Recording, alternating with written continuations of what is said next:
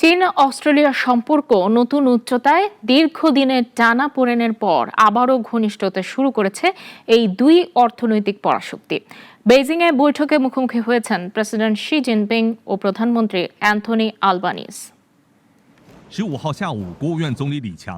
অস্ট্রেলিয়ার প্রধানমন্ত্রী Anthony Albanese 6 দিনের সফরে চীন গেছেন।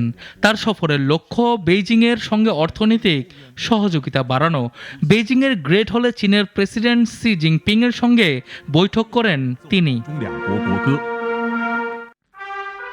গত দশকে দুই দেশের বাণিজ্য যুদ্ধ চলছিল, যার অবসান ঘটে 2023 সালের ডিসেম্বরে।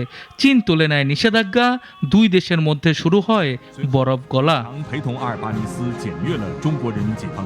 এবারের সফরে এক চীন নীতিকে সমর্থন ও তাইওয়ান স্বাধীনতার বিরোধিতা করেও সোজাসাপটা বার্তা দেন অস্ট্রেলিয়ার প্রধানমন্ত্রী।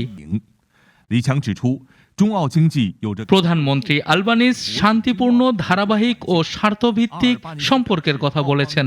তার মতে চীনের সঙ্গে সরাসরি সংলাপই হওয়া উচিত মূল ভিত্তি।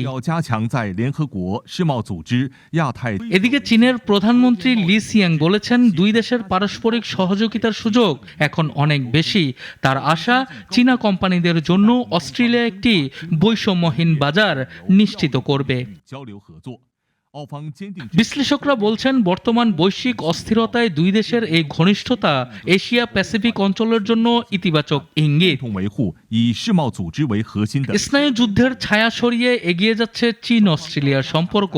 অস্থিরতার মধ্যে শান্তির বার্তা নিয়ে দুই নেতার বৈঠক এক নতুন অধ্যায়ের সূচনা করল কিনা তা সময়ই বলে দেবে।